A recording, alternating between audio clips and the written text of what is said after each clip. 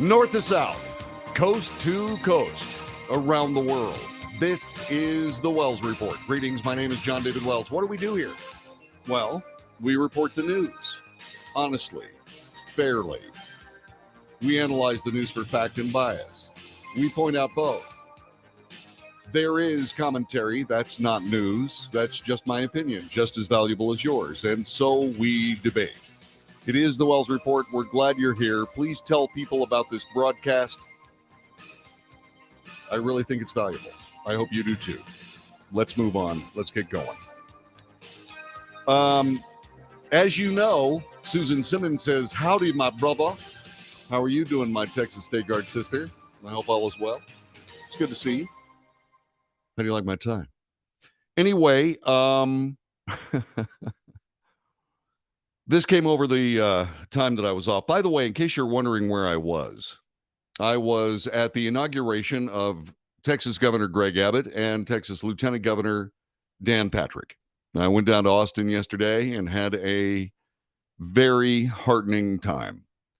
The things that were said in those speeches were important. They were good. They were healing.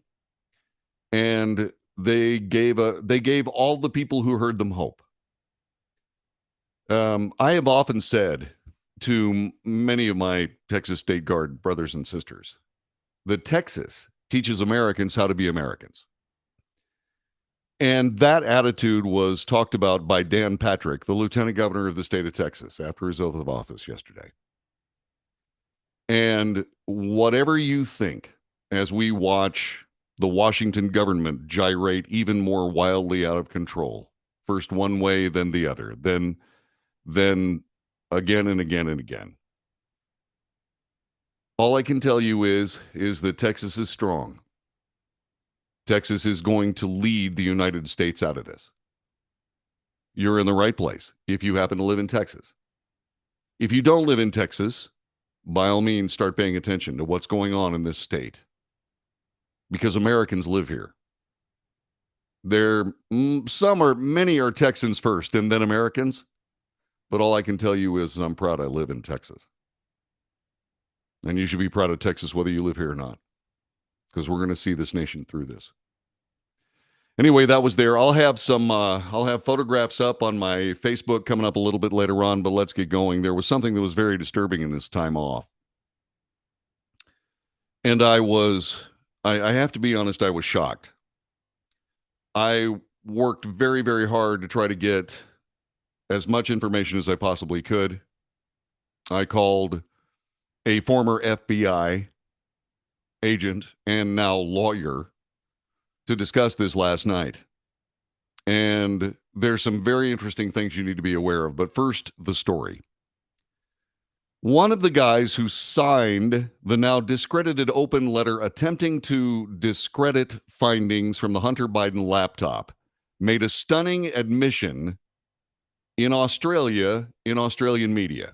Douglas Wise, a former Defense Intelligence Agency deputy director and former senior CIA operations officer, was among over 50 former intel officials, I believe it's 52, who claimed the content of the laptop, first reported by the New York Post in October 2020, had all the classic earmarks of a Russian disinformation operation.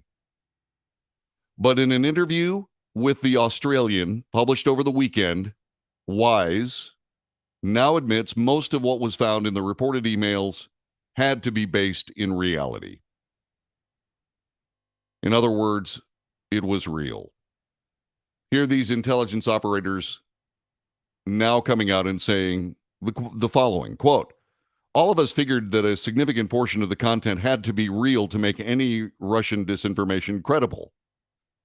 You see, what's fascinating about both propaganda and disinformation is there is enough truth in both to be able to convince people that the rest that is not true is also true. So in other words, some of this stuff has to be real if it's going to be Russian disinformation. Russia invented disinformation. Disinformation is a more covert part of propaganda. It's for intelligence agencies and government sources around the world. This information is released in a circumstance where plausible information is mixed with what is known truth. Plausible information is the part that you're trying to essentially lead someone astray. And in order to do that, a lot of the materials that were in the Hunter Biden laptop had to be real. The question is, what parts? As it turns out, the whole thing is real. But Wise, after signed a letter saying this was Russian disinformation, now says he has no regrets as to signing onto that letter. It was no surprise that the emails were genuine. The open letter, first published by Politico, was widely cited by Democrats and members of the media to downplay the findings from Hunter Biden's laptop, which was largely being taken seriously solely in conservative media. That's because nobody else wanted to publish the story. Nobody else in the legacy media wanted to say a thing about this laptop because it was right before an election. Many Americans have already said at this point, had they known about the Hunter Biden laptop and known that it was real, it very likely would have changed their votes. And when you add it all up in swing states, the actual presidential election was settled by about 44,000 votes. So much for those people that say there's not enough widespread election fraud to sway an election. Not true. More about that another time. So the open letter said this, quote, "We are individuals who devoted significant portions of our lives to national security. We are also individuals who see Russia as one of our nation's primary adversaries. All of us have an understanding of the wide range of Russian overt and covert activities that undermine U.S. national security, with some of us knowing Russian behavior intimately as we work to defend our nation against it for a career. Perhaps more important, each of us believes deeply American citizens should determine the outcome of elections, not foreign governments." Excuse me, but how about domestic governments? Remember, this is all deep state stuff here. These are deep state operatives playing politics, all the while supposedly fighting foreign interference in our elections while they boldly interfere in our elections. The letter continues. "It is for all these reasons we write to say that the arrival on the U.S. political scene of emails reportedly belonging to Vice President Biden's son Hunter, much of it related to his time serving on the board of the Ukrainian company Burisma, had all the classic earmarks of a Russian disinformation operation." At the end of their letter, which was published days after the New York Post first published bombshell reporting on the laptop, the ex-Intel officials acknowledged, "We do not know whether these press reports are accurate," as they tried to backpedal. Among the signatories were outspoken Trump critics. John Brennan. You've heard me say these names before. Listen to this.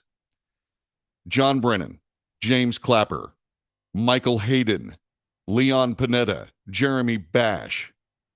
And those guys are now MSNBC and CNN correspondents. Politico, which first reported the open letter, was also the first legacy media outlet to verify the authenticity of Biden's laptop in September 2021.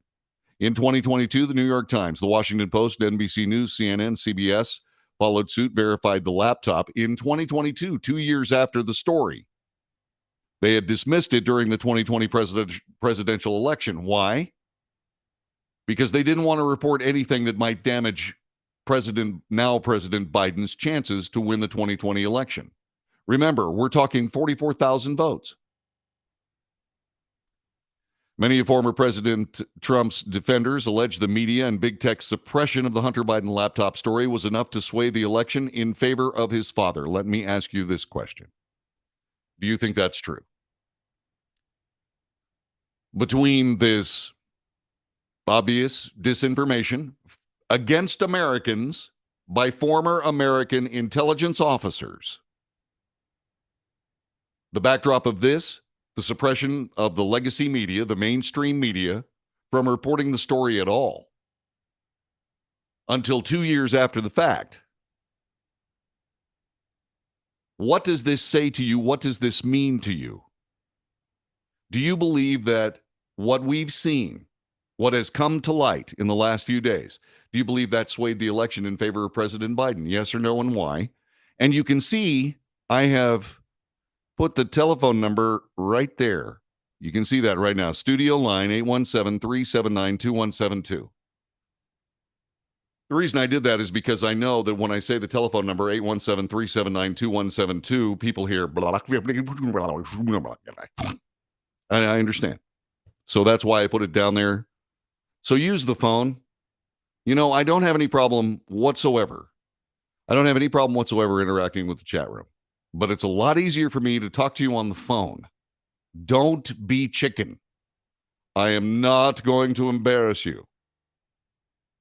Probably. I'm kidding. No, I won't embarrass you. So spend some time with us. All right? Please do. So that is the way Fox News reported this. The New York Post reports it as follows. Ex-top intelligence official Douglas Wise knew Hunter Biden's laptop had to be real, but signed the disinfo letter anyway. A former top intelligence official who signed on to a letter attacking the Post's bombshell 2020 reporting on Hunter Biden's laptop as Russian disinformation has now admitted he knew a significant portion of the recovered files had to be real, but yet does not regret dismissing the expose. Douglas Wise, a former Defense Intelligence Agency deputy director, was one of 50 erstwhile intelligence brass who issued the public letter on October 19th, 2020, 5 days after the Post began a series of reports on the now First Son's shady overseas business dealings. And then I already read the quote. The October 19th letter, whose signatories included former Defense Secretary Leon Panetta, former Director of National Intelligence James Clapper, former CIA Director John Brennan, went out of their way to cast doubt on the legitimacy of the Post scoop, the Hunter Biden laptop story, devoting 5 paragraphs to explaining factors that made us suspicious of Russian involvement while slipping in the caveat, we don't know if the emails are genuine or not. We don't have evidence of Russian involvement. But that's not what the mainstream media said. And that is not what the mainstream media did. The mainstream media ran with it. They ran with it and they reported it as fact. They said, these are intelligence officials. They're saying that this is Russian disinformation. It's Russian disinformation. It wasn't Russian disinformation. CBS News was the first to recognize that all of these mainstream media outlets were standing on shifting sand. And what they decided to do, they decided that what they were going to do is they were going to report the story. Catherine Herridge, one of the best journalists in America, got the assignment, and she turned over the Hunter Biden laptop to a computer analyst who said, yeah, it's real. So do you believe that between the interference of the mainstream media in the Hunter Biden laptop story and the interference among these intelligence officers, do you believe that was enough to sway the 2020 election or not, and why? You don't have to agree with me. I happen to think that probably was instrumental. I'm not sure. But then again, it's not about me, is it? What do you think? 817-379-2172. The phone number is right here. 817-379-2172. This is the Wells Report. Back with more in just a moment.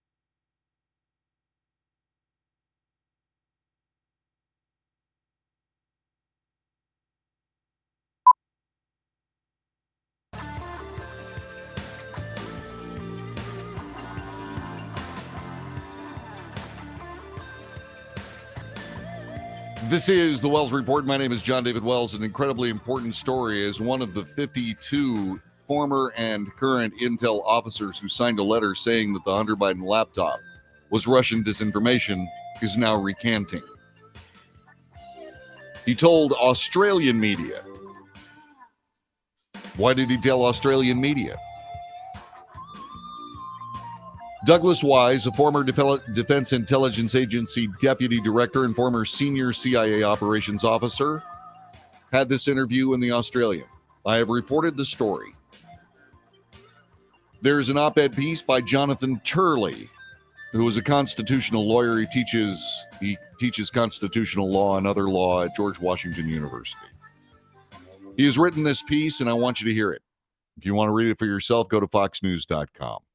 In an interview with The Australian, Douglas Wise admits that he and others always knew the emails on the Hunter Biden laptop were likely genuine. It was a remarkable admission from one of the more than 50 former intelligence officers who signed a letter dismissing the Hunter Biden laptop story before the 2020 presidential election as likely Russian disinformation.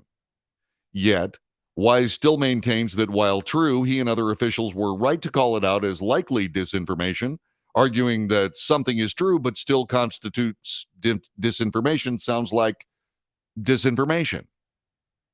Actually, that makes sense if you spend any time in this world. It actually does make sense. There are a couple of problems with it, though. It is a cynical abuse. It is intellectually dishonest. It is the deep state. These are serious problems in these United States. And I'm going to tell you how serious coming up in just a little bit. The infamous letter from former Intel officials, including Democrat figures like John Brennan, James Clapper, Leon Panetta, Jeremy Bash, I've talked about these guys, was used by the media to assure the public there was nothing to see in the Hunter Biden laptop.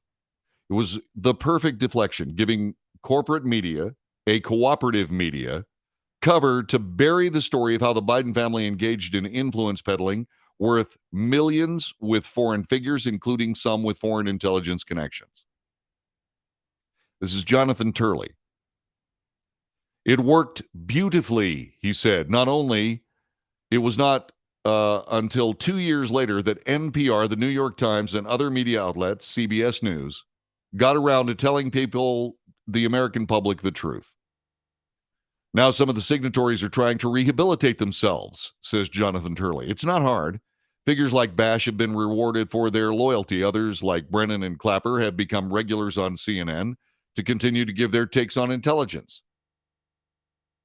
Wise, however, has tried to find some redeemable role in the letter. He told The Australian that, quote, all of us figured that a significant portion of the content had to be real to make any Russian disinformation credible.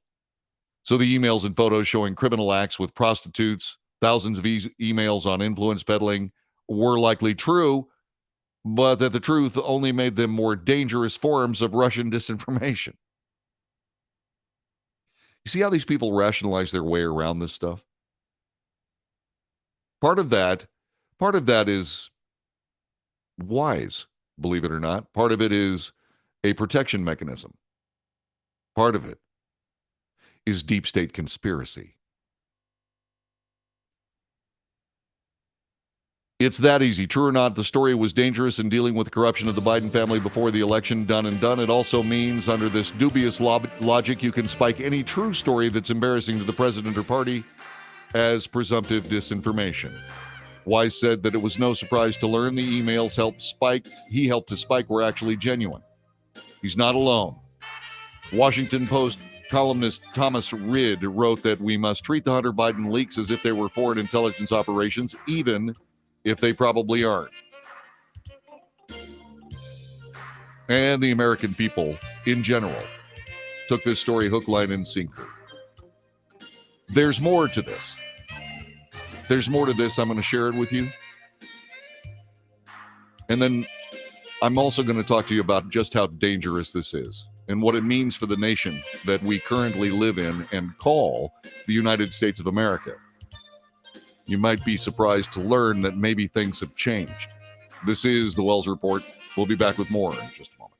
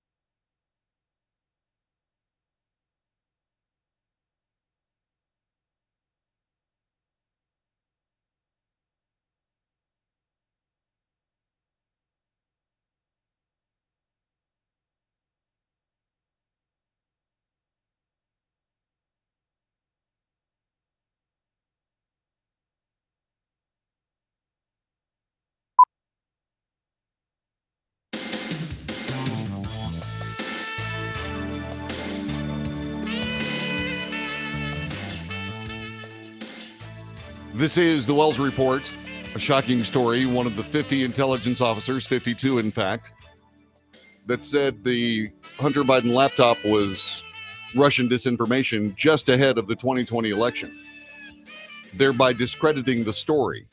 A bombshell, a true bombshell, not just bombshells that were thrown around about President Trump for everything. You know, bombshell, Donald Trump has cufflinks that don't match his tie clasp. You know, stuff like this. This was a real bombshell. These intelligence officers wrote this letter, and now they're trying to rehabilitate themselves.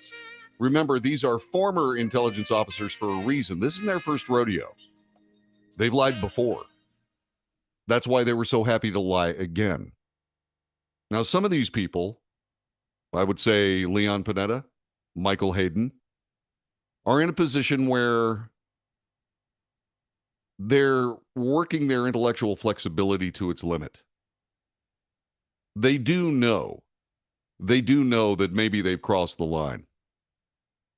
But they're out of the game now. And there's no need for them to do anything more to explain themselves, et cetera, et cetera. They've been caught red-handed. More about that coming up in just a couple of seconds. I want to go over a couple of things in Jonathan Turley's piece here. So, all this mumbo-jumbo about Russian disinformation, Russia, was reflected by Washington Post columnists. The Washington Post is a leftist newspaper. Thomas Rid wrote, quote, "We must treat the Hunter Biden leaks as if they were a foreign intelligence operation, even if they probably aren't." Firmly striding the fence. Firmly trying to be just as deceptive as humanly possible. Jonathan Turley says, let that sink in for a moment. It doesn't matter if these are real emails and not Russian disinformation. They probably are real, but should be treated as disinformation, even though American intelligence has repeatedly said they were disinformation. It doesn't even matter the computer was seized as evidence in a criminal fraud investigation, or that a Biden confidant is now giving allegations to the FBI under threat of criminal charges if he lies to his investigators. Yet they still wanted the media to treat the story before the election as part of a Russian overt and covert activity that undermined U.S. national security. As a story with, quote, all the classic earmarks of a Russian information operation or disinformation. Keep in mind, these experts literally had nothing beyond a potentially damaging story against the Bidens before an election. That was all it took for these experts to rush out that letter.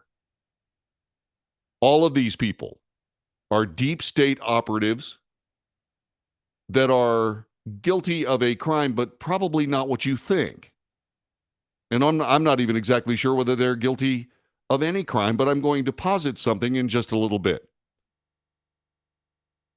Wise did not address the American intelligence, reached the exact opposite conclusion, found no evidence, none, of Russian involvement or some foreign disinformation conspiracy. Wise and other signatories did not want to wait for any of the facts to support their claim. They rushed out their letter to an eagerly awaiting media, looking for a reason to avoid telling the story, and they were given one. Now they're seeking plausible deniability that they were political operatives sent on a political hit job.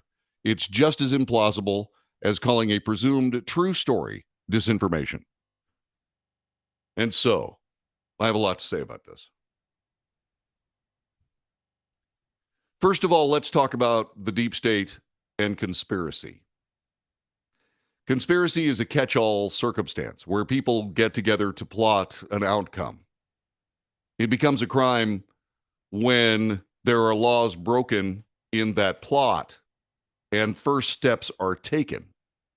That's conspiracy. Clearly, this is a conspiracy. But a conspiracy to do what? The closest thing that my friend, former FBI agent and now lawyer, says is conspiracy to defraud the American people. We've got them red-handed on that. But look who's running the DOJ. A bunch of the same people that did everything they possibly could, including lie to the American people about what was in that laptop. They just lied. They knew better. The FBI certainly knew. Days after they received the laptop, they knew they had a problem. Did they do anything about it? They sure did. They did nothing. That's what they did. Now the story is coming unraveled. So all of these 50 intelligence officers,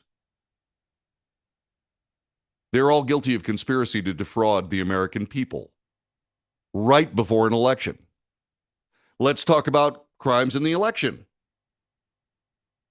Are they guilty of seditious conspiracy against the United States? Well, no, that's saved for Oath Keepers and Proud Boys. These are highly placed American law enforcement and intelligence operatives. They can't be seditious conspirators. Good heavens, even though they absolutely argued against foreign interference in the American elections and yet took part in it as up to their necks deep in it. They twisted the American election in favor of a candidate. And by golly, it worked. So what are they guilty of? Well, once again, these people who are, in my view, I'm not a lawyer, I'm not an FBI agent, I'm a talk show host. In my view, they are guilty of conspiracy to defraud the American public. That may not even be a crime. But they are certainly guilty of conspiracy to defraud the American public. But what real law is out there? There's no federal law that covers what they did. There's no statute. There's no statute. In other words, government officials can lie to you with impunity. Why?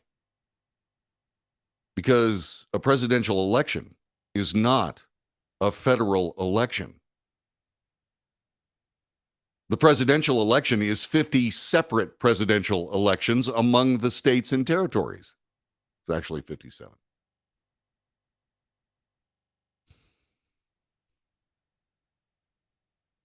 And so, unless there is a law in a particular state that would be a remedy for conspiracy to defraud the American public, these people are going to get away with this.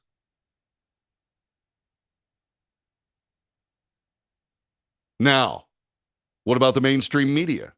They can say, hey, we were just going with these experts. Oh, yeah? How come the New York Post figured it out and none of the rest of you did? For 2 years. Because you didn't want to figure it out.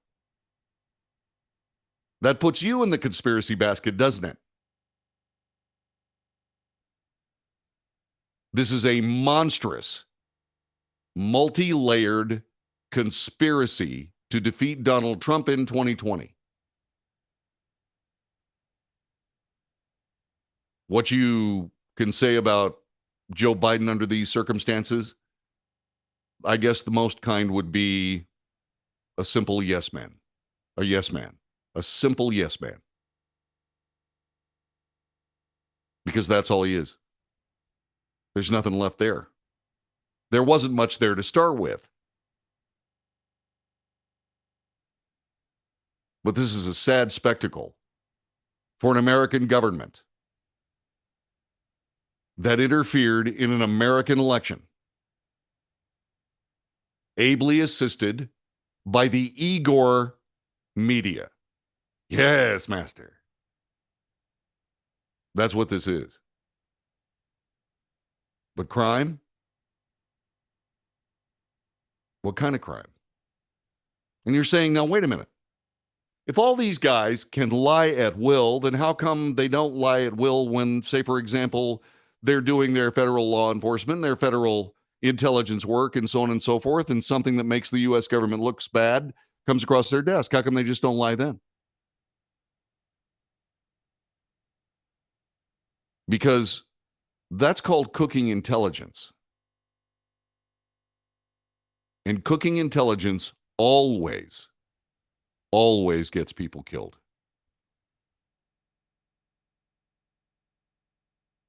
And there is a check and balance involved in these particular organizations. If you saw the series, The Terminal List, the check and balance is that, my gosh, these people know so much and they have such incredible capability. What's to stop them from turning on their masters? Mostly it's patriotism. Sometimes it's unfortunate accidents. I mean, do you really want these people walking around among the American people, waiting for them to go off on something and have all the capability in the world to be able to accomplish whatever it is they want to do, up to and including something massive? No. No, you don't.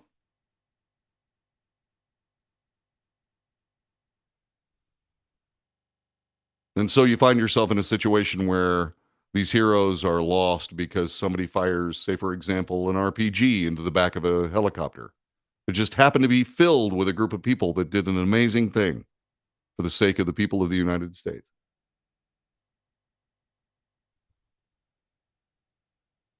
Now, I'm not descending into conspiracy. The conspiracy is what I'm commenting on. The conspiracy for the United States Department of Justice and the United States intelligence agencies to interfere with and very likely alter the course of a presidential election in the United States of America.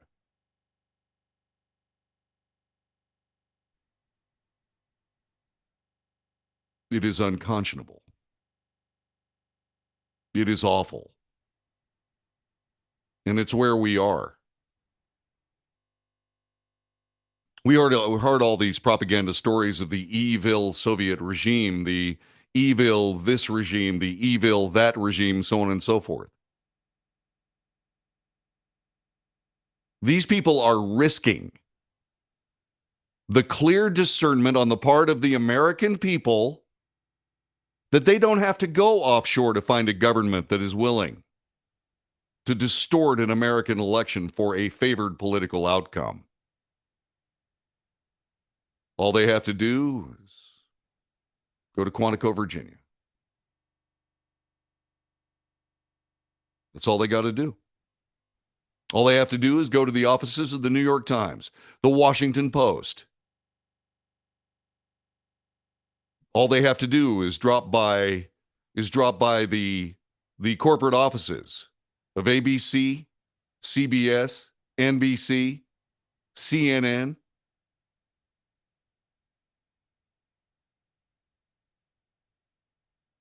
We are being lied to. First by our government, and then by a media who sustains those lies. And these are not the ravings of a man who just is trying to create trouble for people. This is the flipping news. This is the news.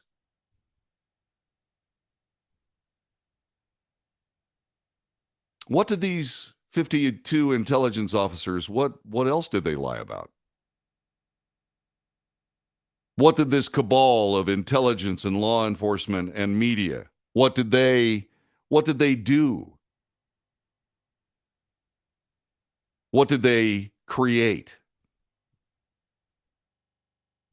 What were they able to dissuade? Either from you and a vote, or from an American people looking for truth. This is sinister. And this is our government as we find it today. And it is our media as we find it today. I say things like, tell your friends about this broadcast. Because it's important. It's small, there are not a lot of people that watch it. But the truth is here. And if I suddenly vanish, then you'll know that I've been reporting the truth the whole time. By the way, I'm not suicidal. So if you hear this story about John David taking himself out, not true. Somebody go looking for the people who did it. I doubt that's going to happen. But you know, the Chinese government shot a doctor in the head because he was reporting the mistake at the Wuhan weapons lab. It's something that gave us SARS-CoV-2 and the resultant illness, COVID-19. Oh, he died of COVID. No, he didn't. He died of 9MM disease. Could it happen here? The answer is we simply do not know. Do we? This is the Wells Report.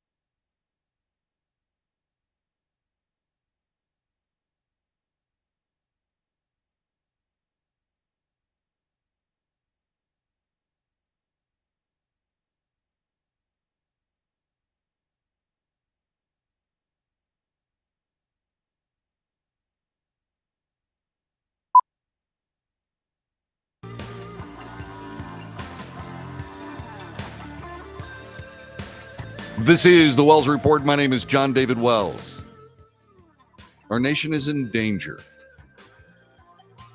What is left of the mainstream media that does report the truth, they're still in operation. The New York Post, for example. But when you are a citizen of a nation and you can't believe the government and you can't believe the media reporting on the government, are you still living in the United States of America? If you are living in a country where the laws of the land are nothing more than political tools, do you still live in the United States of America? Where are all these brave Democrats saying that no one is above the law, not even the president of the United States? They said imperiously in front of the microphones when they were talking about President Trump. Now what? So a lot of people are asking, what good does recanting do, trying to salvage some shred of credibility? These guys are done. These guys are finished. They are now nothing more than fodder for CNN, MSNBC, as long as the political narrative is serviced. Gavin says they control the narrative. So as long as they don't have to report the truth at the time of main hype, it won't matter when the truth is told. Their target audience has already moved on. I've never met a truly independent voter, not one that would be moved by something like this. I do. Jean-Pierre has a press conference going on right now. It's on for what it's worth. Yes, it is. Here, let's take a look. Consider those demands reasonable? And if not, does the president consider Turkey a reliable NATO ally? And the second question on Belarus, a trial of a prominent Polish Belarusian activist, Andrzej Poczobut, has started in Belarus yesterday. And he's facing 12 years in prison for just criticizing Lukashenko's regime. Can you comment on that? And is there anything that the U.S. can do to help to press Belarus on this? So let me just say that we do see Turkey as a reliable ally. So I'll answer that question that you just asked me. On anything specific about the agreement and what's currently happening, we would refer you to the Turkish government to speak on their own position. That's not Exactly.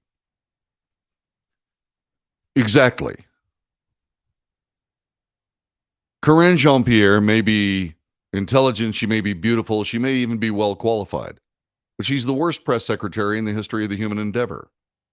All she does is what she just did. She refers people to other places.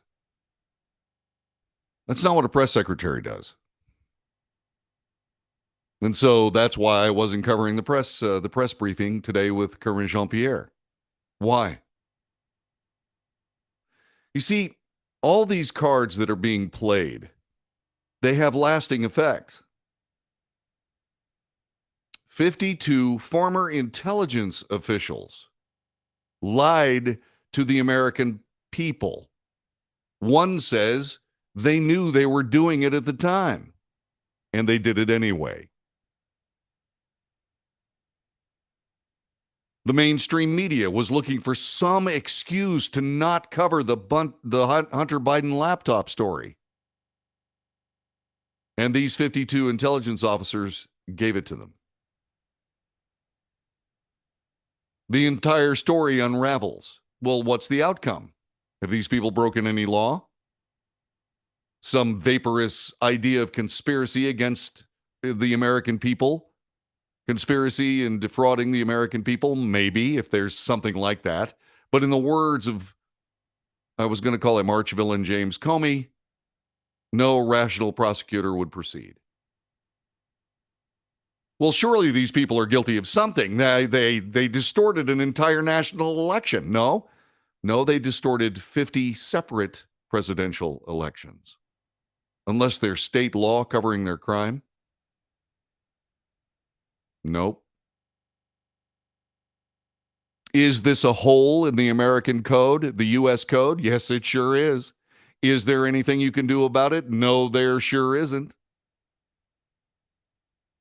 What do you mean there's nothing we can do about it? You can't. Imagine what this country would look like in as short as 8 years if the federal government ran presidential elections. They can't balance their checkbook to the tune of $32 trillion in national debt. They're going to run an election?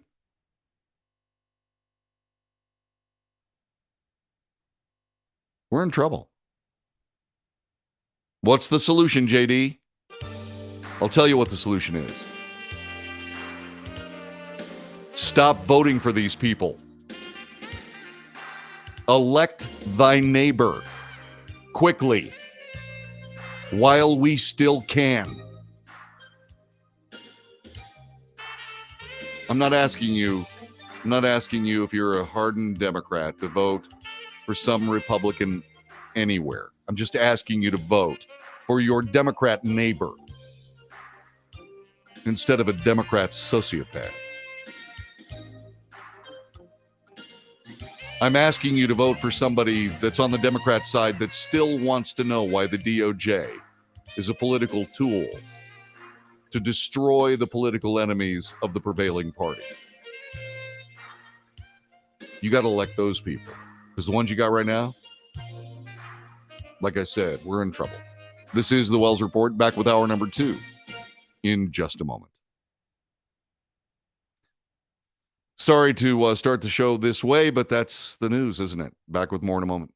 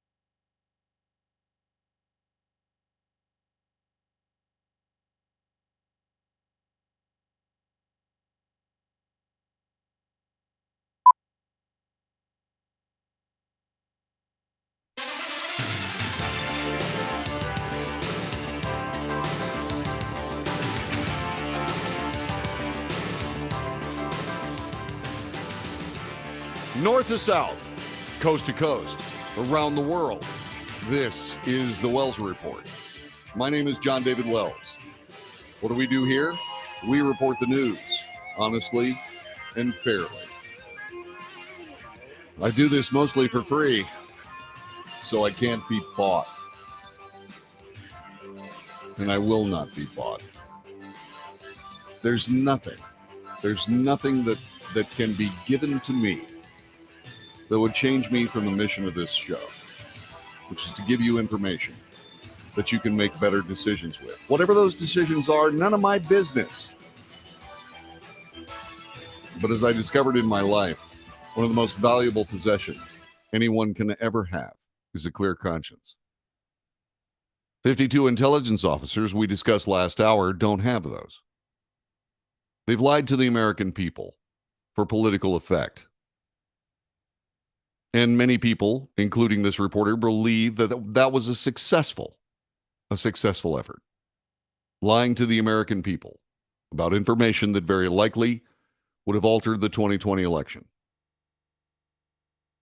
The mainstream media, the people that you are not paying attention to right this very moment in favor of this broadcast, were complicit and remain so to this day. There is commentary on this broadcast. It is not news. I differentiate between news and opinion. The news is the news. Make of it what you will. The opinions on this broadcast are debatable, and so debate. Telephone number, right there on the little crawl underneath the screen here. 817-379-2172. I wrote it down so you wouldn't have to listen to me go, 817-379. I'm helping. So last hour, we spent a lot of time talking about the deep state, which is absolutely confirmed. We talked about people that were willing to trade their missions for the United States of America for the sake of small, transitory political advantage. They lied to us, and it worked. What does that mean? It means they're going to do it again, and again, and again. I don't know what you can do about the government except change the leadership, at least the political leadership. Whether you're a Democrat or a Republican, you better start getting control of this government before it controls you, and there's no turning back from that. As far as the media goes, all I can do is show up every day, read you the news, tell you what I think, and then listen to what you say. Do it two ways. You can call me on the telephone.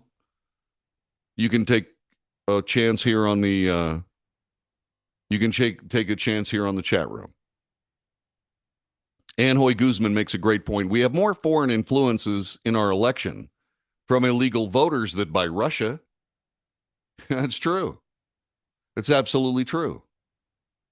But isn't it interesting that foreign intervention in our elections is a big deal when it's Russia, but not a big deal when it's a whole bunch of people here that don't know better.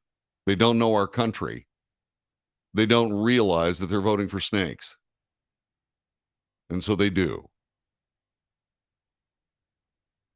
And by the way, while we're talking about interference in our elections, why is it that a mainstream media that gladly interferes with our elections are so exercised about other people interfering with our elections? What? They can't stand the competition?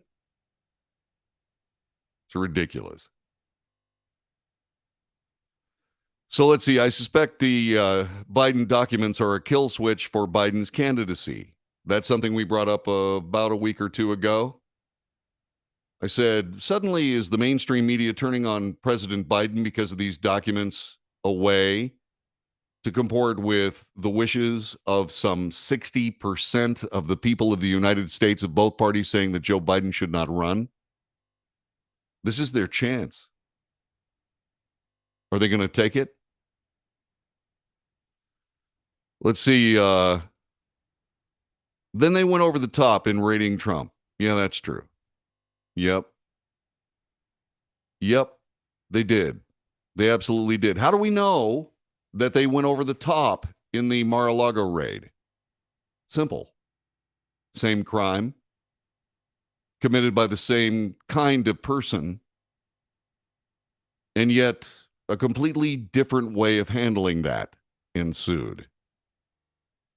I have two stories here for you that tell that story. First, from Fox News, the White House previously claimed President Joe Biden works while taking trips to his Wilmington, Delaware home, but is now claiming the residence is personal amid a number of classified documents being found at the address. By the way, did I tell you last week that there were going to be more classified documents found? Yes, I did. Was I correct? Yes, I was. Again. During a White House press briefing, February 25th, 2022, former Press Secretary Jen Psaki said that President Biden can get work done from everywhere. Quote, I will note that every president can work from anywhere because that is how presidencies are equipped. He's traveling to Delaware for a memorial service of a family member, and he will be. That's why he's traveling there this weekend. The president has the capacity to take a secure call from anywhere he is, yes. But then, Monday of this week, Martin Luther King Day, the White House counsel's office said the Biden Wilmington residence is personal. The office made the statement while explaining why visitor logs don't exist at President Biden's Wilmington residence.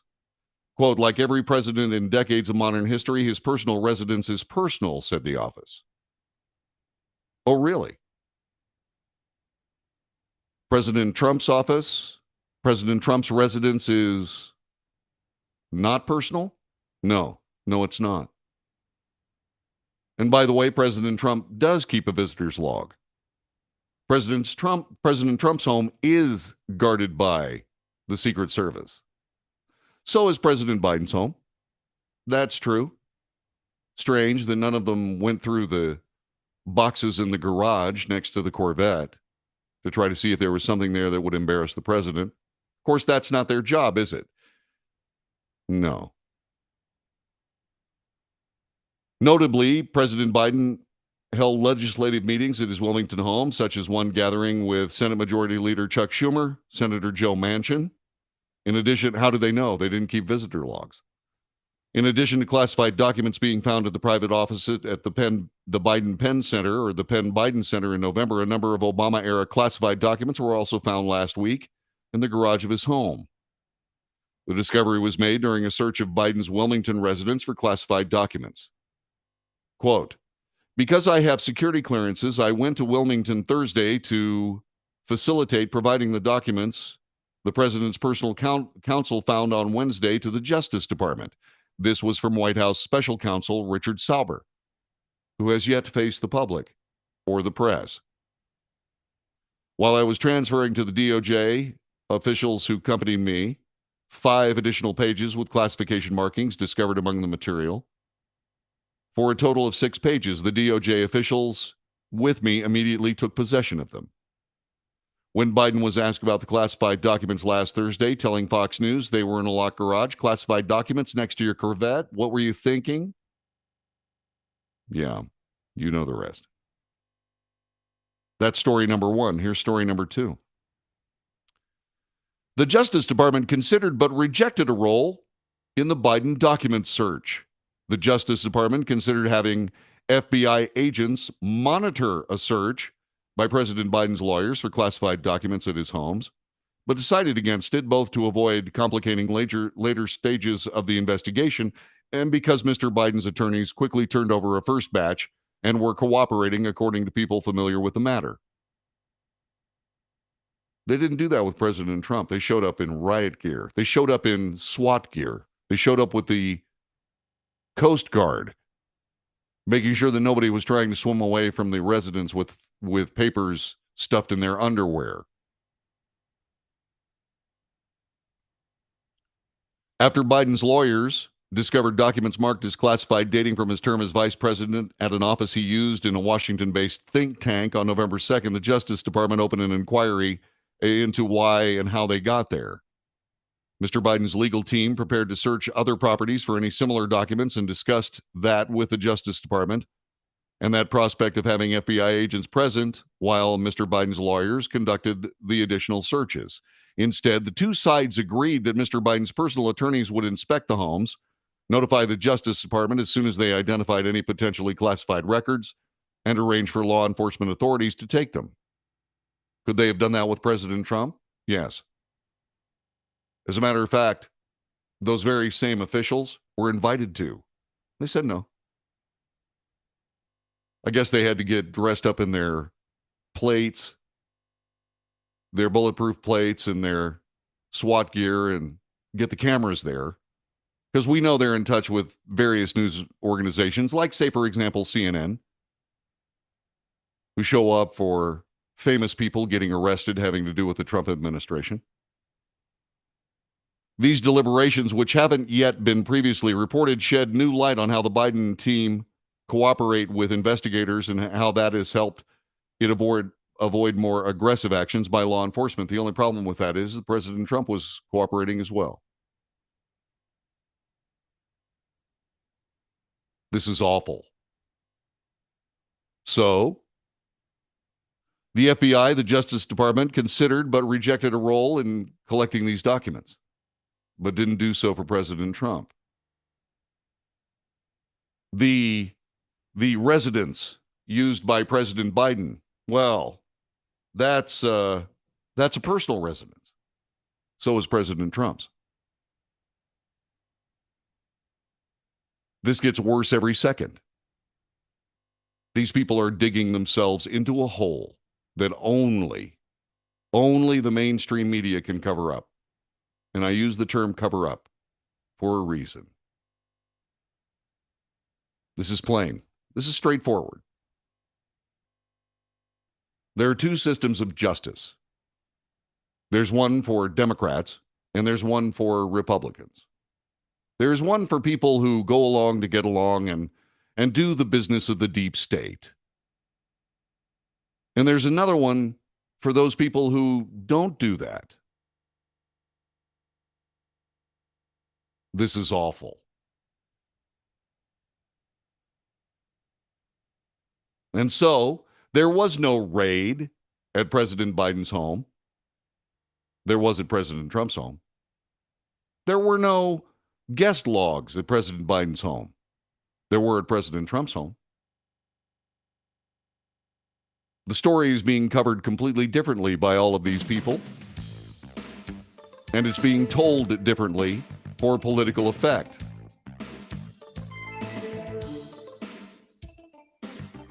And now you know.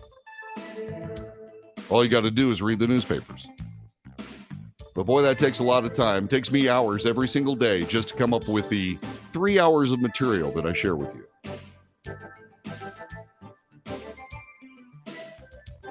But at least I can share it with you at least until now, or at least right now. Hope I can in the future. Cross your fingers. I know I keep mine crossed. Yeah.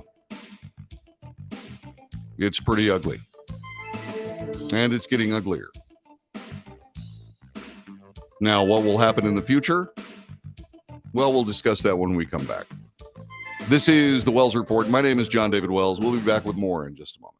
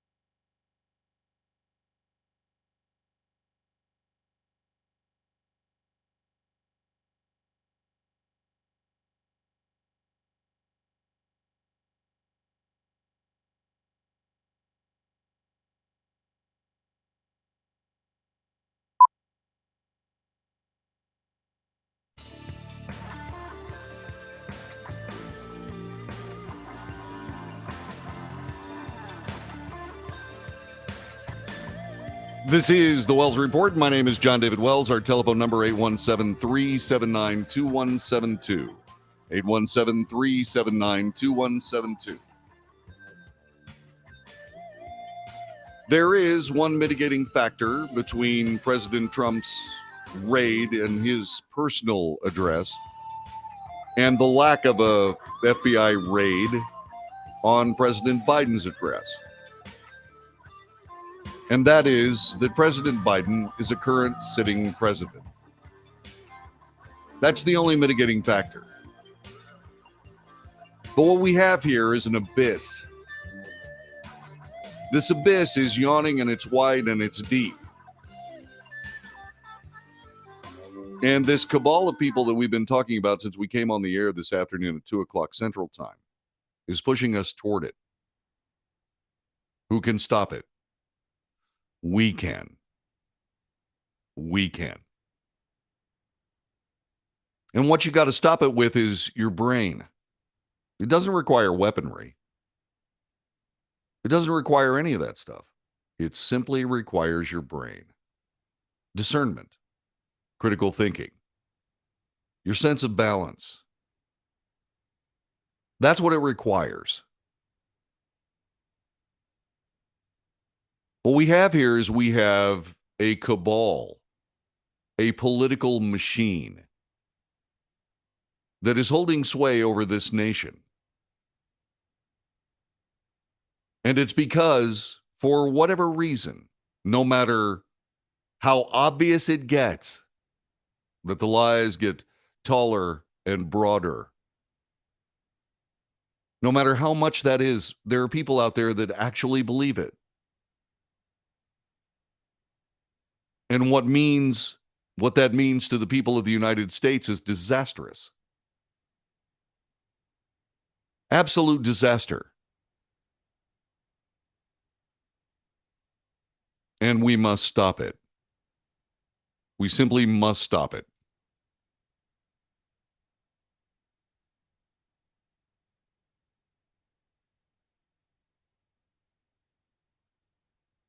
And so, as we come here and we think about all this stuff and we see the differences of the way all this is being handled, it can't be lost on we, the people of the United States. It cannot be lost. Because of what we're seeing here, deep state, corrupt law enforcement, corrupt intelligence officers, corrupt Department of Homeland Security, the irony is broad.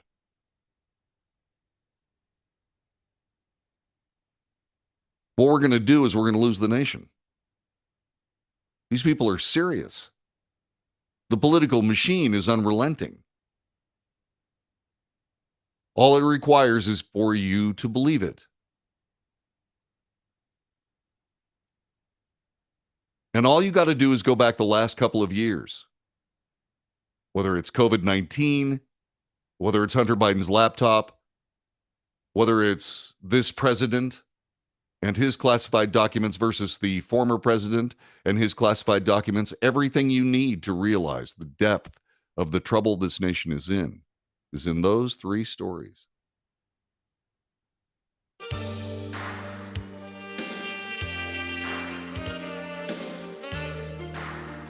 What's happening is these people are rendering themselves irrelevant. How can we believe the FBI is going to go into a courtroom and tell the truth? We can't.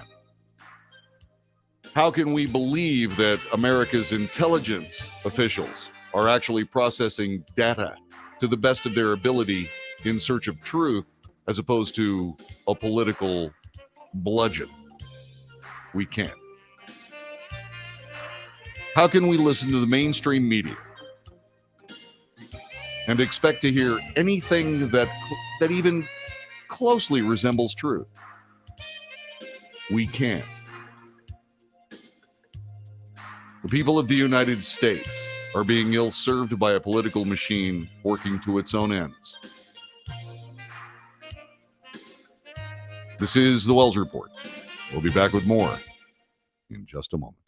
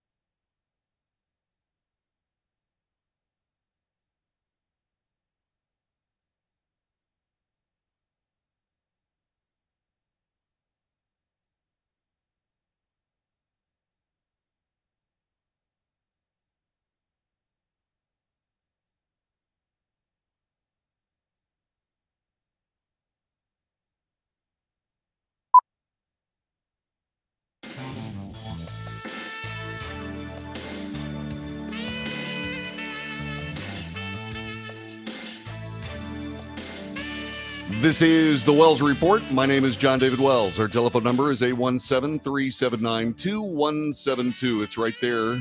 Actually, it's right there on the lower third industry jargon. It's right there, studio line. Please use it. Like, for example, if you can't get through to the chat room, use that.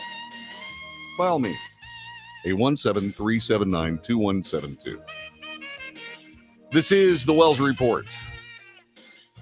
So, I don't know whether you've noticed or not, but at the beginning of the hour, I say north to south, the United States, east to west, coast to coast, and around the world. When I say around the world, there's a reason that I say around the world, because we watch things that, well, shall we say, affect things in the United States. One of those is going on. It's in Davos, Switzerland. Switzerland, by the way, is gorgeous. It's a beautiful country. Absolutely fantastic. If you like big mountains and, man, if you like beautiful architecture, and if you like, okay, the food is, but if you like that, if you like those things, then by all means go to Switzerland. See it for yourself.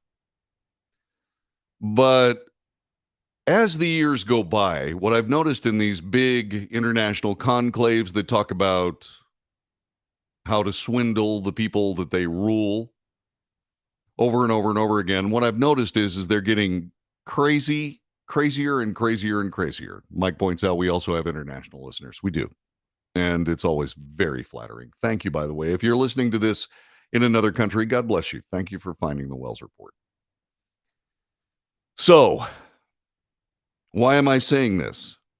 Well, because these people are meeting in Davos, Switzerland again to talk about how they can essentially rule the world by virtue of saying that the world is going to end unless we, the people of the United States and other nations around the world, don't give them the opportunity to destroy the world. In other words, our world is going to end unless we pay them money. That's called blackmail in most cases. In this particular case, it's called enlightened politics, I guess. I don't know what else to call it because it looks like a swindle to me. But then again, I'm a simpleton, I guess. I just don't see the big picture. I don't see how paying politicians of various countries around the world to pontificate about UFOs and extraterrestrials in an effort to wedge more money out of our pockets, I don't see how that is anything but a swindle. Let me give you the latest example of what I'm talking about. There is the World Economic Forum in Davos. And what has happened is these people have gotten together to talk about how the climate is going to kill everyone on the planet. No, I believe political action will, but let's just move on. The simple case of the matter is that this Davos conclave of people spent an awful lot of time, I don't know, in the words of, say, for example, a former New York Times editor who clearly sees things. Her name is Jill Abramson. What she's done is she has called this exactly what it is: a corrupt circle jerk. Abramson told a group called Semaphore while she was at the New York Times, a paper that didn't care about Davos. She added that her predecessor wanted to ban reporters from the event. I noticed after I was gone, more news, quote unquote, news coverage in the Times of Davos, quoting the attendees and speakers on those endless panels. Of course, the coverage was a sweetener to flatter CEOs by seeing their names in the New York Times so they would then speak at high-dollar New York Times conferences, of course, get phony news stories from the conferences into the newspaper. Yeah, the New York Times is gone. That's what I was talking about a moment ago. Can you believe anything in the New York Times? All the lies that are fit to print. It used to be all the news that is fit to print. Well, now it's just lies. Jill Abramson knows it. and she's speaking. Elites in attendance at the World Economic Forum strategized about how to hit back against right-wing groups and restore trust in non-government organizations. My hypothesis on that is right-wing groups have done a really good job of disenfranchising NGOs, non-governmental organizations, said Richard Edelman, CEO of the global communications firm Edelman. They're challenging the funding sources. They've associated you with Bill Gates and George Soros. They've said you're world people as opposed to actually what you are, which is local. This is called spin. These are called lies. This is called irrelevance. Special Presidential Envoy for Climate John Kerry was in attendance as well, praised his fellow attendees as extraterrestrials. This is something that only John Kerry could say, or more likely, only John Kerry would say. Quote, when you start to think about it, it's pretty extraordinary that we, select group of human beings because of whatever touched us at some point in our lives, are able to sit in a room and come together and actually talk about saving the planet. I mean, it's so almost extraterrestrial to think about saving the planet, which is absurdity on its face. It's the dumbest thing anybody's ever said, but then that's why I call former Senator, former Secretary of State, how did that happen? John Kerry as John the Stupid Kerry. Former CNN host Brian Stelter, another stellar member of the arch left, was also in attendance at the World Economic Forum and hosted a panel titled Clear and Present Danger of Disinformation. Panelists included New York Times publisher A.G. Sulzberger, Vice President of the European Commission Vera Jourova, CEO of Internews Jen Borgalt, and Representative Seth Moulton of Massachusetts. Well, then, that's all you need right there.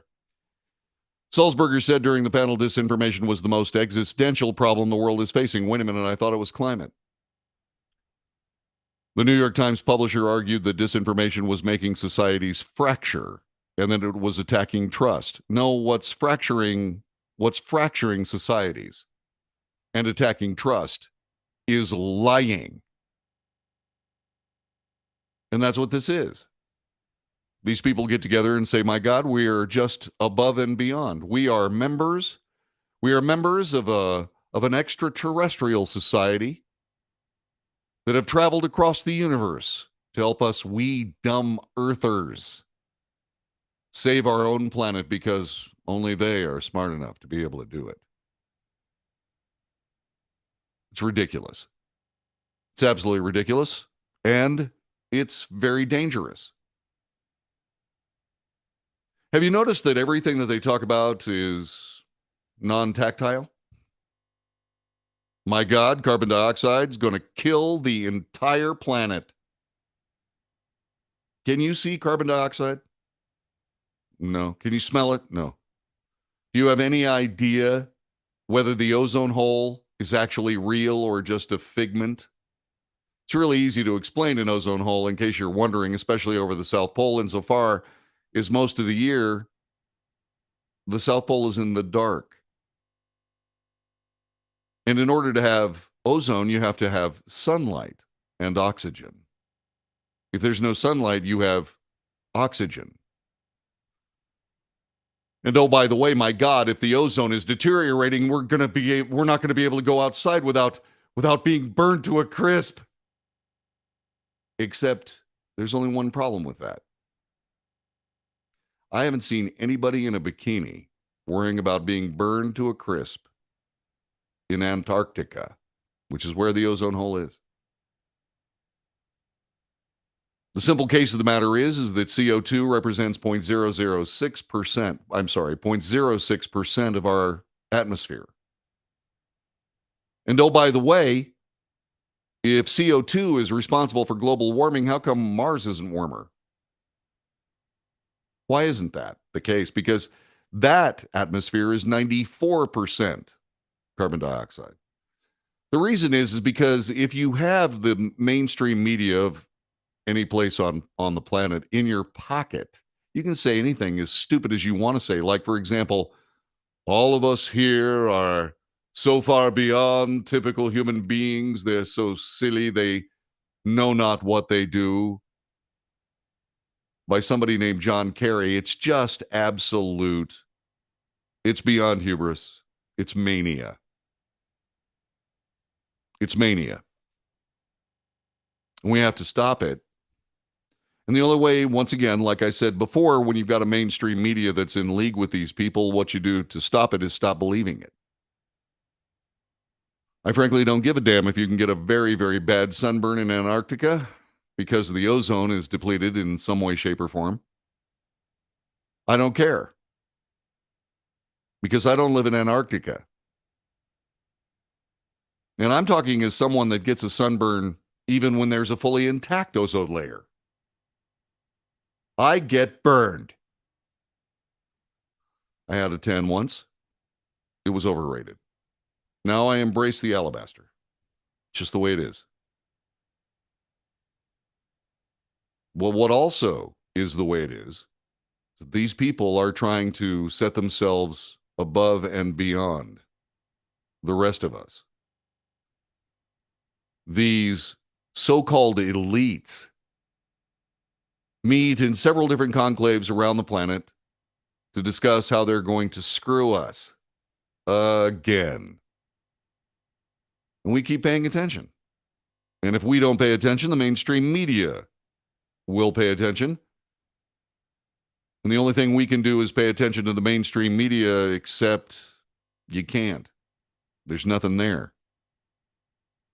There's nothing there. And of course, they've talked themselves into a corner.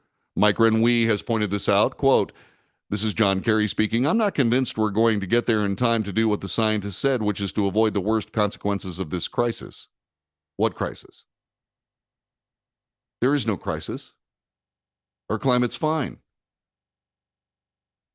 As I've said time and time again, the only real threat to society that comes from warm weather is the wardrobe that we will wear when it gets warmer. I'm just saying. I lived through the 70s. I remember all of those women I went to high school with that essentially would tie a bandana around their neck and around their back. And that was all they were wearing under that bandana. It was horrifying. It scarred me for life, as you can see. The simple case of this is these people are swindling us. And the reason that they're able to do it is because we're paying attention. There's nothing wrong with the climate. CO2 is not going to kill us. We cannot worry about whether or not we're driving an electric car. They're not ready for reality. But these people have financial interests in electric cars, I suppose. And the only way these people can make gross amounts of money is to change the paradigm. And so they're changing the paradigm. How do you do that? Have you also noticed these people are going after natural gas? So it's not just CO2, it's also methane gas. It's methane. What's the next gas they're going to say is going to destroy us all? Nitrogen? Is that what it's going to be next? Oh, I know. Oxygen. See, oxygen is the problem. What we have to do is we have to control oxygen in our atmosphere. We have to make sure that those of us who are far beyond the average, far beyond most people, we extraterrestrials, have the oxygen we need, but we need to deprive everyone else of oxygen. You see, this is an ongoing situation. They've backed themselves into a corner. They keep looking for problems that are going to kill us all so they can convince us to pay them more money. We need to stop. We just need to stop. And if we don't, we're going to pay a far, far greater price. These people are monsters. They're just simple monsters. How can the publisher of the New York Times, often called the paper of record in the United States, show up at one of these, corrupt circle jerks and pontificate about what the little people need? I'll tell you what the little people need. Little people need you to shut up. You're not telling the truth anyway. We're not going to be missing anything. That's simply the way it is. Davos, Switzerland. Nice town. Really beautiful town. Polluted by these extraterrestrials. This is the Wells Report. Back with more in just a moment.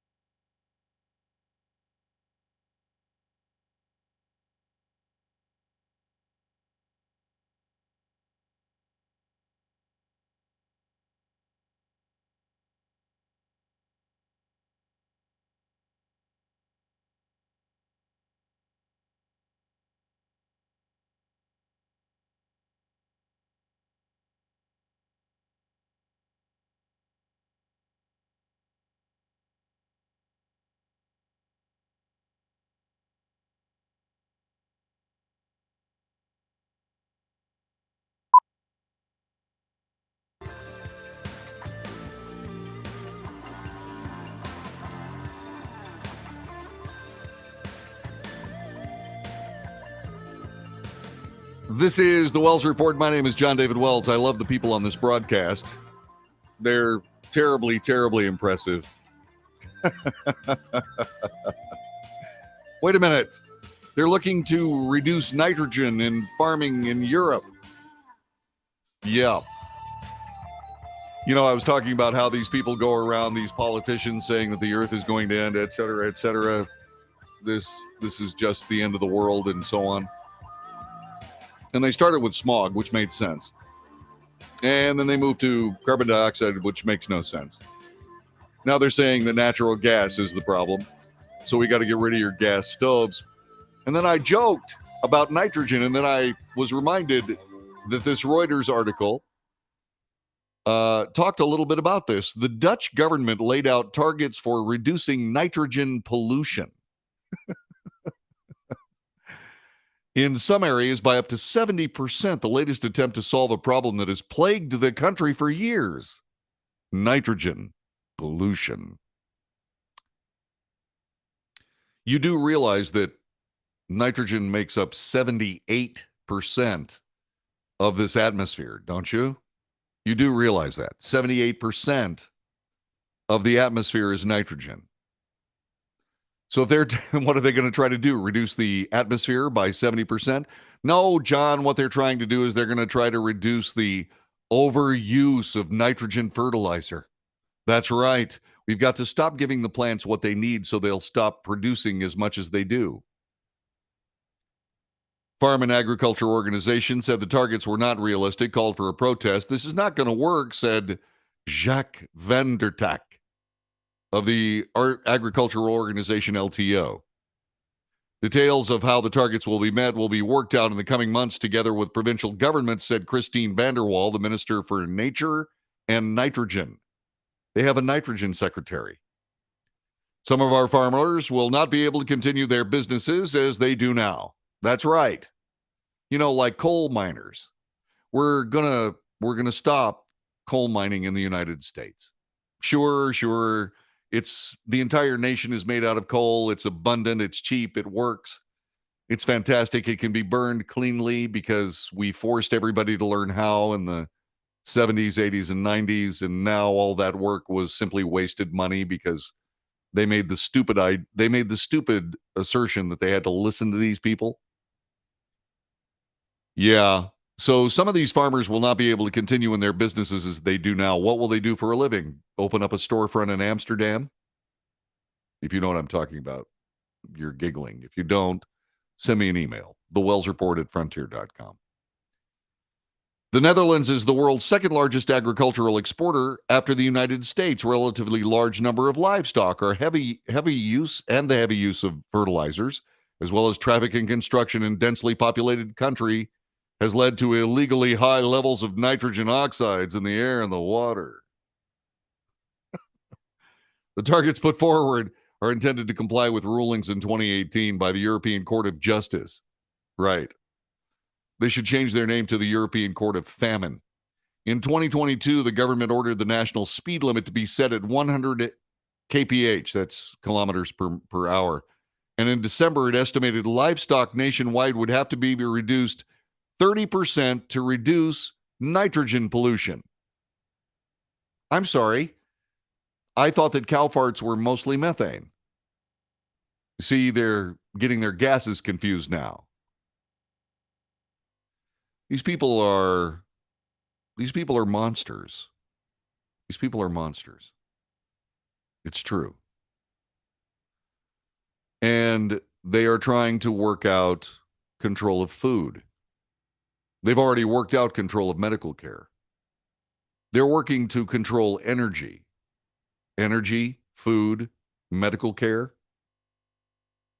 You know, pretty soon you get rid of all those things and the populace can't do anything except hope they don't upset the government. Revolutions have started that way. And there's a mini revolution in the Netherlands now. The farmers are saying, no, I'm sorry, I don't want to learn how to code or open a storefront in Amsterdam. Sort of like what the coal miners in the United States said. I don't care. I don't want a government program to teach me how to do something else. I'm a coal miner. My dad was a coal miner. His dad was a coal miner. I'm going to mine coal because it works. And all this political garbage is leading absolutely nowhere. First it was smog, then it was CO2. Now it's nitrogen, and now it's methane.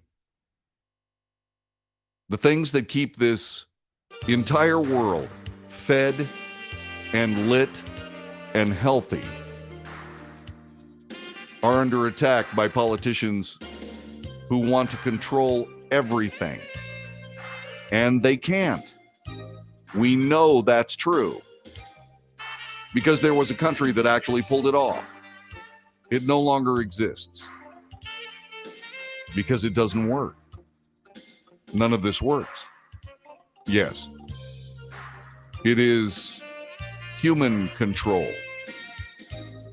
Remember, I said that what we have to figure out is how to ration oxygen so that the extraterrestrials, as John Kerry puts it, have plenty, just like they have private jets and all these wonderful conclaves with great food and so on and so forth while they starve the rest of us.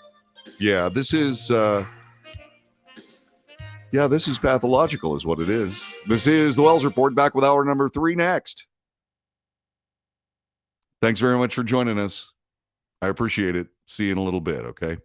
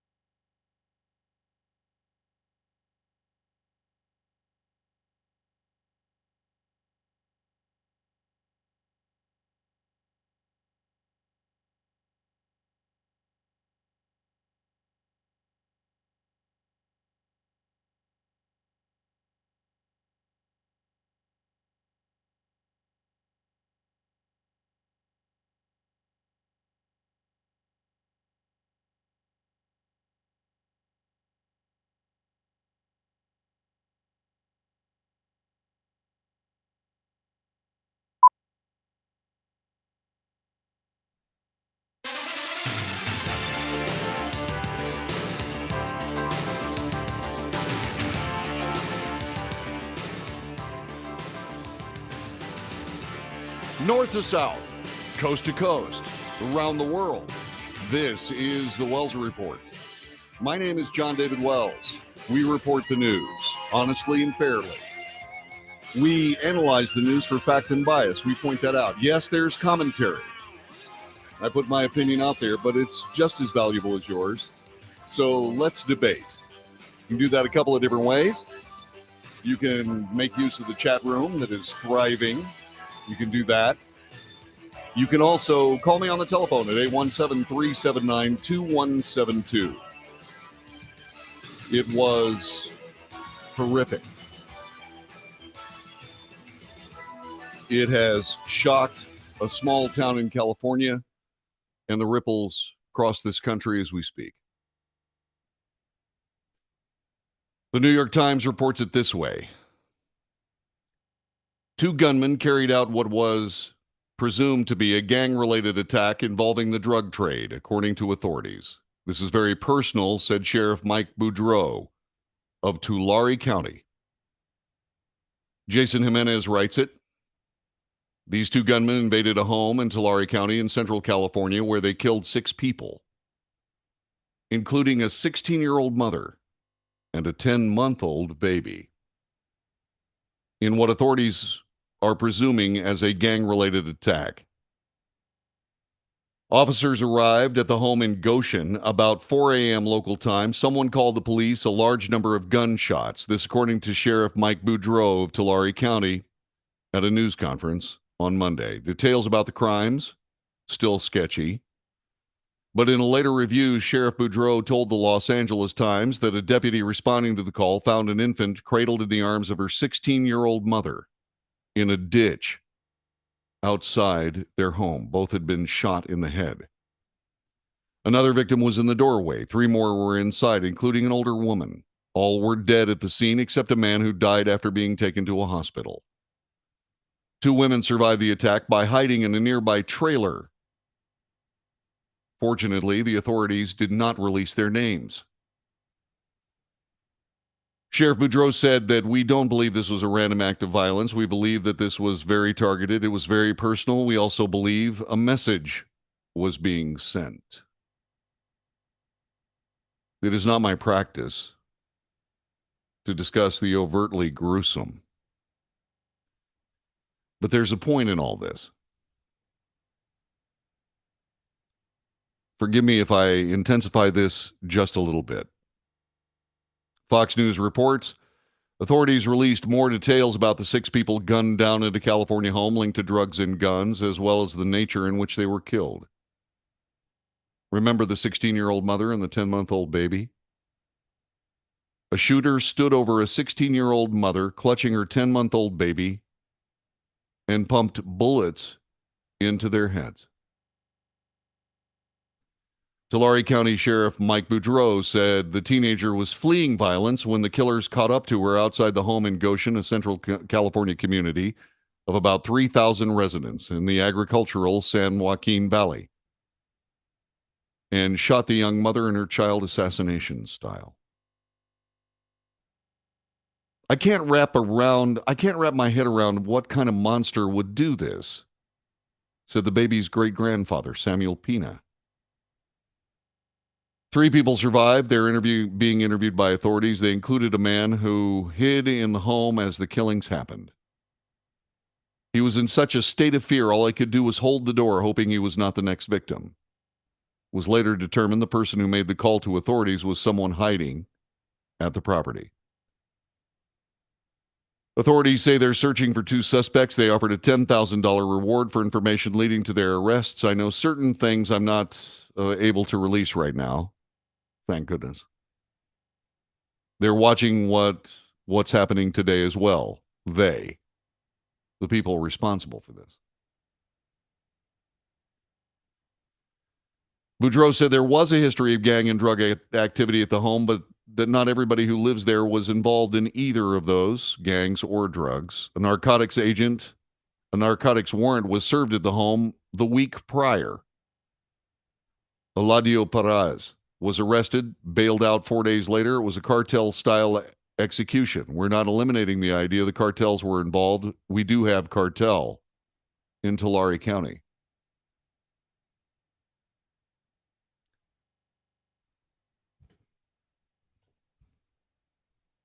I have been on that border. I have seen the savagery. I've heard the gunfire.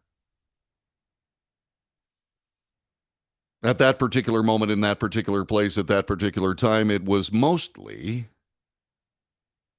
on the Mexican side of the border, but there are plenty of shootings on the Texas-Mexico border by these people. And yes, a message is being sent. It's horrifying. These people are savages. Why? Because it works. That's why. It works.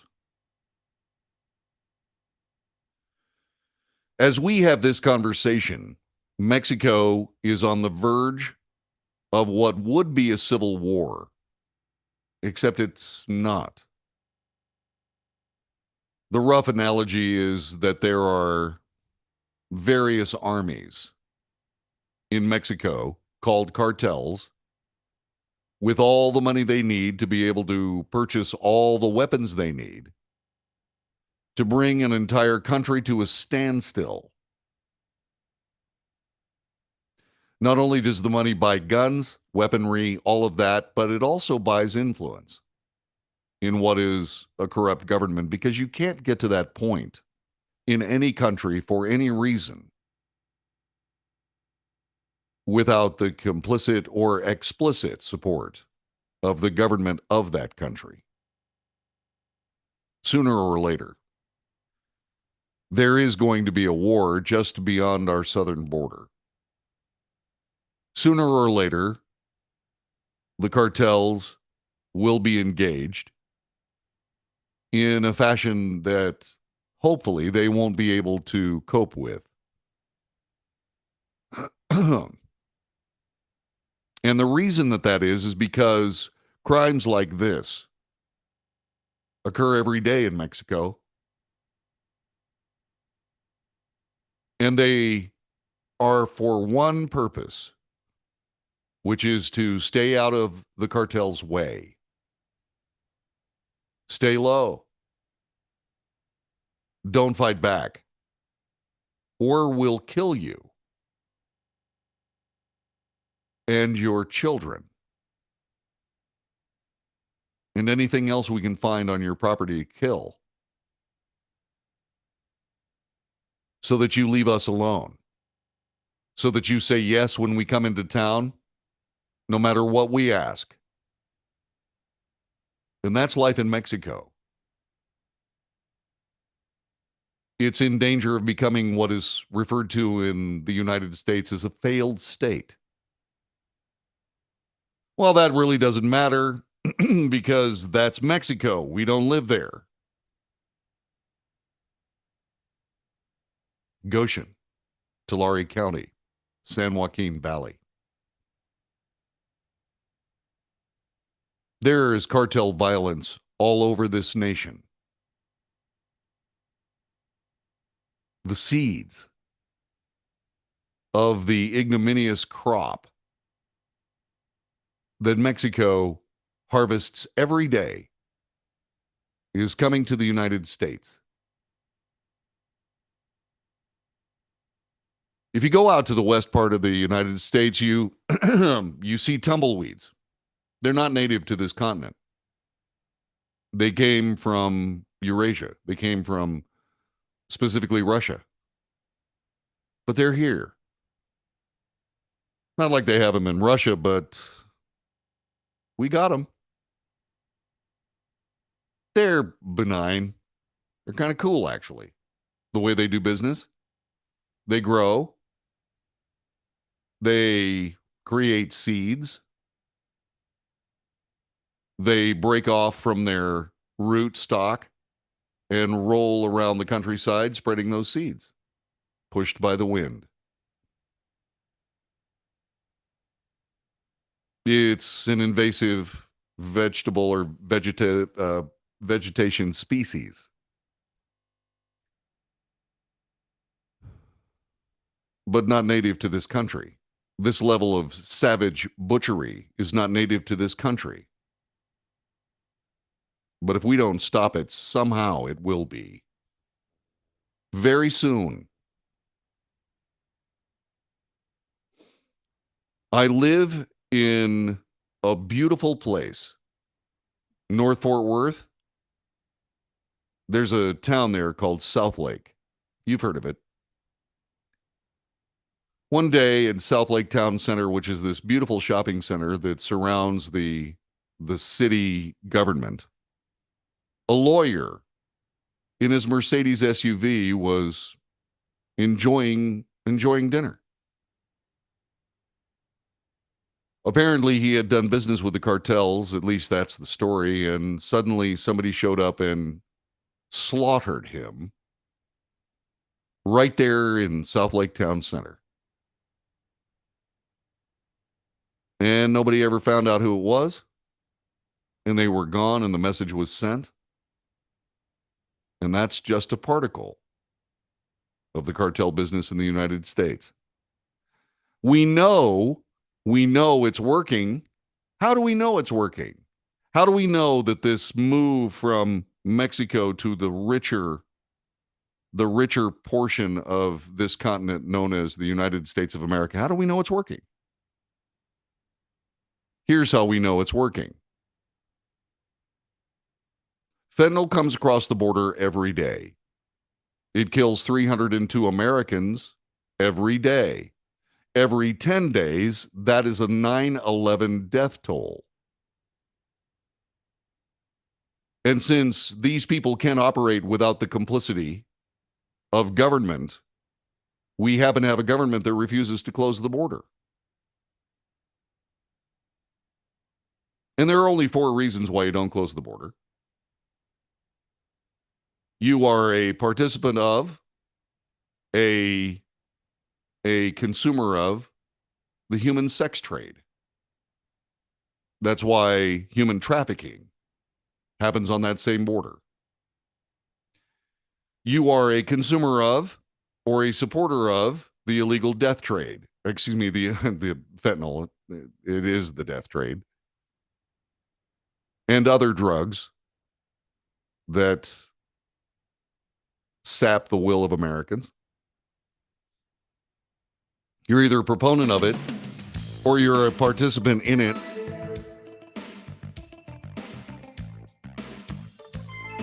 The third thing is you are interested in importing terrorists into our nation to do their evil work. You're either a proponent of it or a supporter of it. And the fourth reason that the border is not closed is because you're on a cartel payroll. Those are the only 4 reasons. And yet the border remains open. And these people do their evil work in our nation. Are they going to turn us into Mexico? Yeah, possibly. We don't stop them. We don't find a way to successfully eradicate ourselves of these people. Something that Mexico has not been able to do. Watch what happens in Mexico in the next few years. There's more. It's next. Stay put.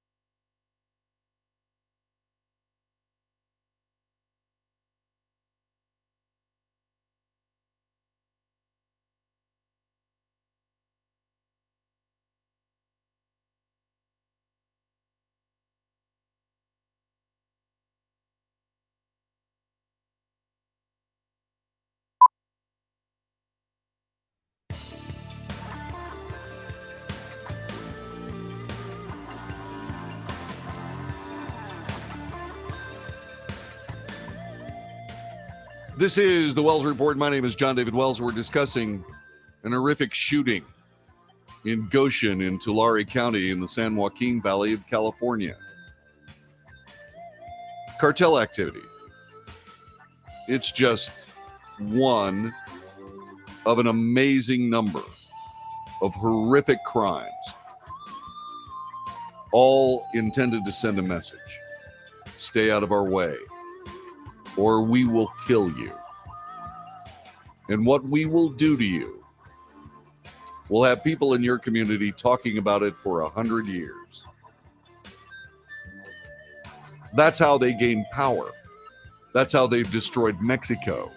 There's a story here about American citizens traveling between the U.S. and Mexico and all the horror stories that happen. My goodness gracious, fined thousands of dollars for using the wrong lane of traffic. Rose, a Burbank, California resident, said, well, you know, I went to Tijuana, the San Ysidro port of entry, and I used the wrong lane, and they shackled me to a metal bench for 3 hours. Yeah.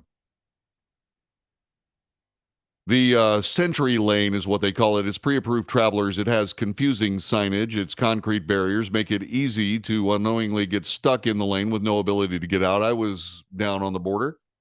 I wanted to go to Home Depot. I punched it into my GPS, and it started taking me to the Mexican border. I corrected my mistake before I got into a lane you couldn't get out of. Fortunately, for me, a guy that got caught with his handgun in his car in a random search in Mexico. You see, they don't need probable cause. They don't have politicians that say, no, you can't ask anybody about their citizenship. They just stop you because it's a totalitarian country. They say, well, the reason we do this is because of the drug cartels. We'll solve the drug cartels problem. Well, we can't. Every time we try to, everybody that stands up and says, hey, we got to get rid of the drug cartels, well, they're assassinated in spectacular ways to send a message. It's true. It's coming to America because that border is still open. The border is still open because the government of the United States is complicit in the border being still open. Terrorists, smuggled human beings, drugs, people, sex trade, victims, all coming across the border. And the government of the United States is complicit. They allow it to happen, or the border would be closed.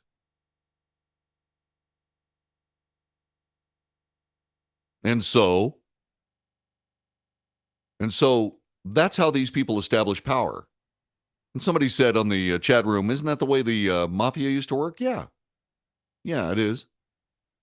But in a very small level, they didn't make a particle of the money that the cartels make.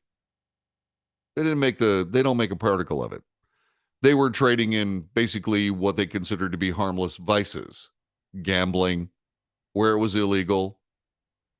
In the early days of the United States, they provided alcohol when the government said it was illegal. Then they got into the drug trade. Excuse me, I'm so sorry. They got into the drug trade. And that's when the people of the United States said, enough. And that's essentially what destroyed the mafia in the United States. When Mexico, and they will, finally go after the drug cartels, it's going to be a war. No, a real one. The only thing the cartel doesn't have right now is air power. But the government's complicit. They don't want to solve the problems. Americans have trouble getting back and forth again across the border. Hint, stop going there. Stop now. And yet, hundreds of thousands, if not millions of people can cross their entire frontier to get to the United States. Yeah. This is the Wells Report. We'll be back with more coming up in just a moment.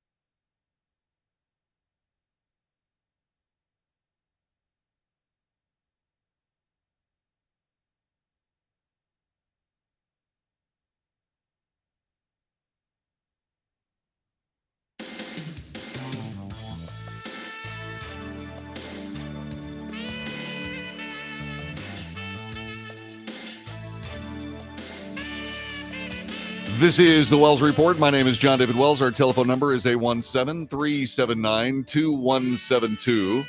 The Republicans are in control of the House of Representatives, and they are doing some interesting work. There was a bill that I think is currently undergoing the committee process that will abolish the IRS. Matt Gaetz of Florida has introduced a bill to eliminate the Bureau of Alcohol, Tobacco, Firearms, and Explosives, the ATF. This follows a controversial ruling that tightens regulations on what are called pistol stabilizing braces. Last Friday, the ATF issued a final rule that says that a pistol with a brace will be treated like a short-barreled rifle. A short-barreled rifle, an SBR, requires a federal license to own under the National Firearms Act. Attorney General Merrick Garland said the ruling enhances public safety, but Gaetz said it unfairly punishes disabled gun owners and veterans who rely on stabilizing braces to be able to fire with one hand. And so Matt Gaetz introduced House Resolution 374, the Abolish the ATF Act, in response to that ruling, saying that it was the final straw. He was talking to Fox News and he said, "I have a lot of disabled veterans in my district who enjoy pistol shooting and rely on stabilizing braces to be able to engage in that activity. The recent actions from the ATF essentially allow them to make a case-by-case determination on whether a pistol with a stabilizing brace is legal or an unlawful sawed-off shotgun," which is what an SBR. It's complex. The continued existence of the ATF is increasingly unwarranted based on the actions they're taking to convert otherwise law-abiding citizens into felons. My bill would abolish the ATF. If that doesn't work, we're going to defund the ATF. If that doesn't work, we're going to target the individual bureaucracies at the top of the ATF who have exceeded their authority in rulemaking. And if that doesn't work, we're going to take a meat cleaver to the statute that the ATF believes broadly authorizes their actions. We've talked about this a lot. These executive branch agencies like the FBI, the ATF, all the intelligence agencies, the Department of Homeland Security, they believe they have the ability to make law. In the United States, only the legislative branch can make those laws, but the legislative branch has essentially abdicated its responsibility to some of these agencies, EPA, for example, and they say that they can create regulations that have the weight of law. If it was up to me, what I would do is I would say, okay, here's what we're going to do. We are going to make it impossible for, say, for example, an executive branch agency to make their own law without a direct sign-off in public by the legislative branch. The National Firearms Act is a political creature that is designed to disarm Americans who followed the law in the first place. It's the only way it works, and we know that. Just ask the people of Tulare County, a little town called Goshen. And so what you have here is you have an agency that is working in a vacuum that really doesn't have to deal with the regulatory power that they possess and enforce. You really don't have to do that. The ATF, I know a lot of people in the ATF, they're Americans. They're wonderful people, and I appreciate their work, mostly. But the ATF is a self-licking ice cream cone. In other words, if it has to do with alcohol, tobacco, firearms, or explosives, et cetera, they can create a regulation and then go out and enforce it. They're an enforcement agency too. Yeah, that's not going to work. That's not going to work. In fact, if it was up to me, then the ATF would be able to do whatever they want to. If they want to put a rule out there, that's fine, but they can't enforce that rule. They can only enforce law. And if it was up to me, the ATF could petition the FBI to enforce that law. Not that it would be much of a problem, but these executive branch agencies are overreaching. That's not the way the government of the United States works. It should not be the way the United States government works, and yet it is, because we, the people of the United States, have not said enough. It's time to say enough. It is. You know, the IRS is, and all of these things, what these things have in common. What these things have in common is as follows. These agencies believe they are islands in and of themselves, with access to the American people to do with as they choose. When in reality, what they really should do is they should essentially create a government standard and then turn the enforcement of those laws over to someone else, the FBI. And what they are doing is they're rendering themselves enemies of the people as they try to make the people their enemies. The EPA does it all the time. The IRS does it all the time. And the way to attack them, if you have to attack them, because they're certainly attacking us, the way to do that is to change the laws. The National Firearms Act said you can't have a rifle barrel that's less than 16 inches, which is weird, because a sawed-off shotgun is anything under 18 inches. So in other words, these various policies that are being enforced by the ATF really don't work together. And so what has to happen is you have to attack the actual organizations. All of the law enforcement aspects of the ATF should be turned over to the FBI. They don't need their own law enforcement agency. The ATF doesn't need that. The IRS is trying to do that. They're trying to come up with 87,000 agents to go out and enforce the tax code. No. The Republicans said no. Let's see if they can pull it off. But those are great examples. So how do you attack it? Well, you attack the statute. There is nothing different between, say, for example, one of my favorite rifles of all time, which is an AR-15 with a 16-inch barrel, versus an AR-15 with a 14.5-inch barrel. There's no difference. One is illegal according to the ATF. One is not. Actually, all the difference is that in that particular rifle platform, the sights that you can purchase, like an ACOG, which is an advanced combat optical gun sight, they don't work as well with a 16-inch barrel as they do with a 14-inch barrel, because that's what they were designed to use. And so it's illegal to have one but not the other, and there's no difference. The IRS.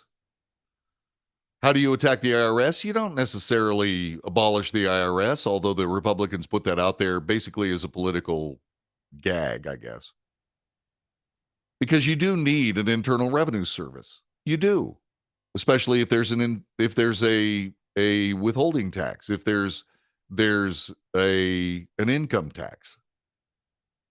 But what you do is you change the tax code. You come up with a tax system that works easily, quickly, and, oh, by the way, would provide the government a lot more money. And that's that flat tax plan that I keep talking about. And that's what we need to do. That can be done in the legislative branch. Executive branch agencies, and I guess you'd have to do something about the FBI because it is a law enforcement agency of the Department of Justice. You're going to have to figure out some way of getting rid of what all of these things have in common. They are no longer tools of law enforcement. They are tools of politics. And you have to iron that out immediately, because that turns the FBI into the secret police. It turns the ATF into the disarmament police. The flat tax is the most regressive form of taxation possible. Yes. Which is the way it ought to be, Chris. Unless you enjoy spending hours doing your income taxes or enjoy spending the money to have somebody that theoretically knows what they're doing do your income taxes for you. Frankly, I'd rather do it at a kitchen table. My withholding tax, because I'm in the highest bracket, which would be 15%. I would take 15% of my W-2 income, and I would compare that with the tax liability, and I'd either pay the difference or collect the difference on a 15% tax. Would I be able to write off the interest I paid on my house? No, I wouldn't. Well, now, wait a minute. That would hurt a lot of homeowners. Yes, it would. For a time. Yes, it would. But the simple case of the matter is that without all those deductions, it makes it a lot simpler. It's simple, easy, fast, functional, as opposed to a tax code that is so big and so expansive, nobody knows what's in it. Nobody does. Punish those lower on the socioeconomic ladder to benefit the super wealthy. You haven't heard my tax plan, have you, Chris? Well, my tax plan goes like this. If you make less than $250,000 a year, you pay 15%.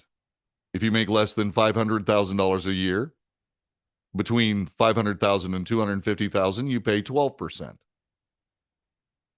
If you make $1 million to $500,000, you pay 10%.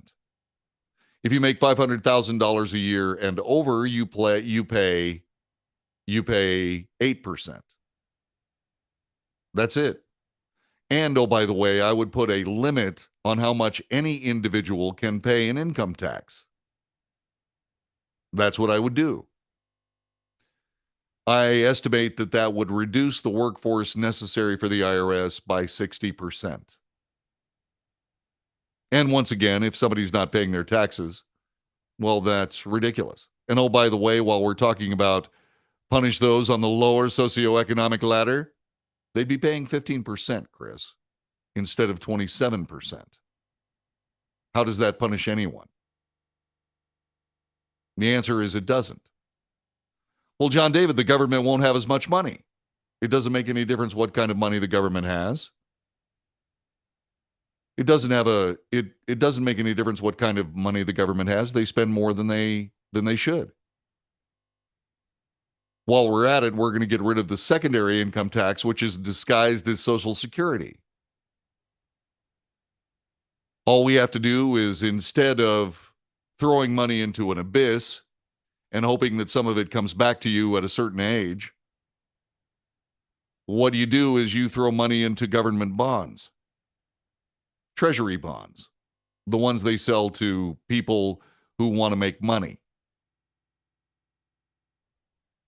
The government still gets the money, but they can't screw around with the economy at will like they did with COVID-19, for example.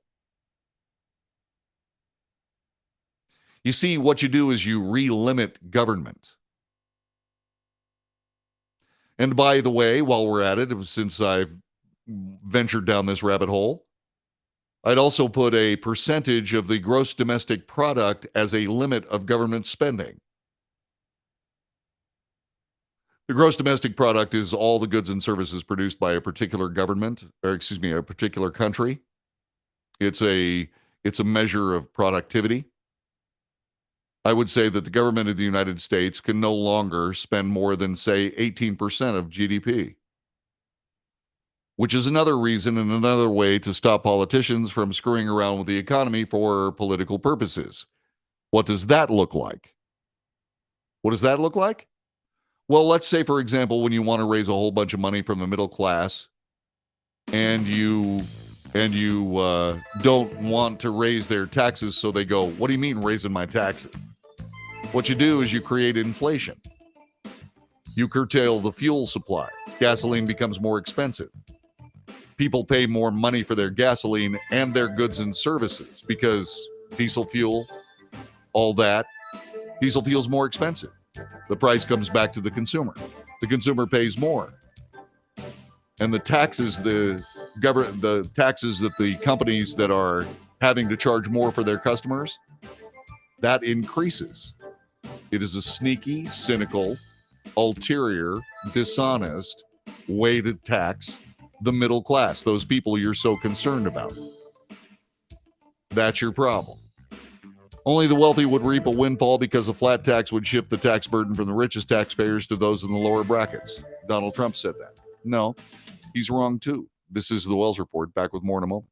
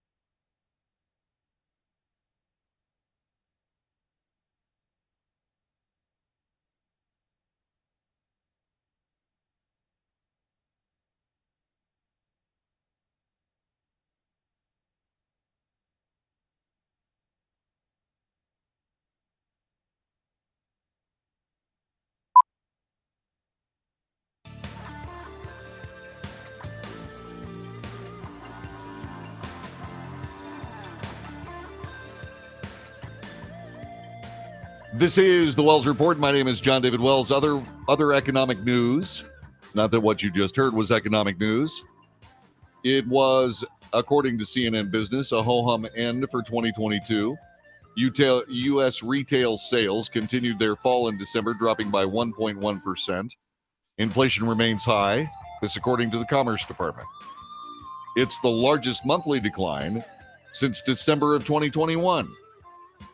Practically every category, except for building materials, groceries, and sporting goods, saw sales drop from the prior month.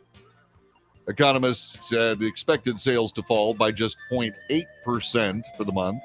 This according to Refinitiv. The November number was revised down to minus 1%. All in all, the final retail sales report for 2022 shows a muted finish to a holiday season that crept even further into October versus the traditional late November and December. October was the last strong retail sales month of 2022, as discounting and slowing inflation prompted consumers to shop more, said Kyla Brune, an economic analyst at Morning Consult. I think the hope was that there was going to lead a little bit more momentum heading into the holiday season, but really it turned out to be more of just an early bump that actually took away from some of the spending that otherwise might have happened in November and December. By the way, stock markets today, on that news, off 613 points for the Dow Jones Industrial Average. S&P 500 down 62.11 points. That's somewhere around 1.56%. The Dow was off 1.8%. The NASDAQ was off 1.24%, minus 138.10. And by the way, for those people that say, nah, the economy's fine, look at employment. I said a while back, that is temporary. It's beginning.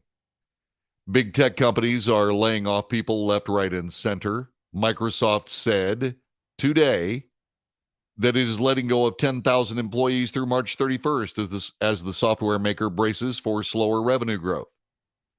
That's that recession that we're using to combat inflation. That was a self-inflicted wound by the Biden administration. The company is taking a $1.2 billion charge in the fiscal second quarter that will result in a negative impact of 12 cents to earnings per share. Alphabet, Amazon, Salesforce are among the technology companies that have lowered headcount in recent weeks. The contraction comes after demand for cloud computing and collaboration services picked up as enterprises, government agencies, and schools encouraged remote work to reduce COVID exposure. Rising prices have prompted companies to become more careful about technology spending, hurting prospects for the tech stocks that outperformed other market sectors year after year. Now, Microsoft and its peers are taking stock. In July, Microsoft said it will trim less than 1% of its employees. October, it confirmed an additional round of job cuts, reportedly affecting fewer than 1,000 workers. Now it's 10,000. It will get worse. And all of this started because of politics. All of it. I'm confident Microsoft will emerge from this stronger and more competitive, said CEO Satya Nadella, told employees in a memo that was posted on the Microsoft website. The move will reduce Microsoft's headcount by less than 5%. Some employees will find out this week if they're losing their jobs. Yeah, it's not that big a deal for Microsoft. They're only losing 5% of their workers, but if you're one of those 5%, you're losing your livelihood. And that's the way it is. That's the way it works. But all these decisions, like let's push the energy costs way up. Let's push all this stuff up. Let's say, for example, throw a whole bunch of money into the economy and then raise prices exponentially so that more tax money is generated, theoretically to cover the loss of the 1.9 trillion. Except you can't catch up. You never can. The only way to do it is deflation. And that only happens with great prosperity and a government that spends within its means, none of which we have. Oh, Americans are working harder than ever. Their output is greater than ever for now. But when you take the basic building blocks of that amazing economy away, customers, COVID, energy at a reasonable price, well, those costs go somewhere and they land right in your wallet. And yes, when it lands in your wallet, Microsoft sells fewer computers. Well, we got to start cutting workforce, which creates more of the population that can't afford computers, which causes Microsoft to cut workforce. And that's what a recession is. We'll continue one that we already have. We'll be continuing that in 2023. It's going to be a drag. I hate recessions. But why are we in one? Because politics. That's why we're in one. Because we refuse to vote for the right people. We just vote for the ones with a smooth line of rhetoric.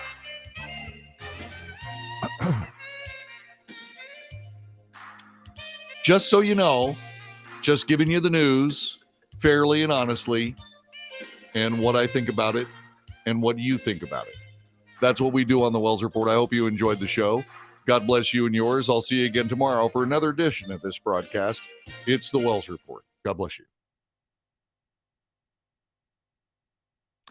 And just like that, there we go. Thanks for the wonderful words, Yvonne. I appreciate that. I love you too. 2 job interviews tomorrow before tomorrow's show. Actually, only one. I did one today. Got to bring some money to the old household. It was really funny.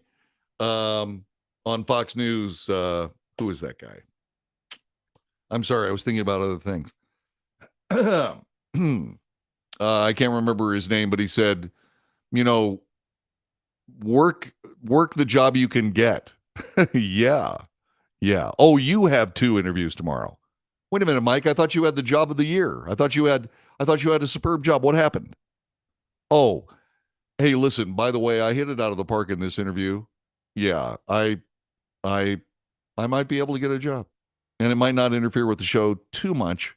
I may have to do it earlier in the day. But there you go. And thank you, Miss Yvonne. I appreciate it. And by the way, thanks for your continued support of the Wells Report financially. I appreciate it. So, excuse me. God bless all y'all. And I'll see you again tomorrow, okay? Take good care.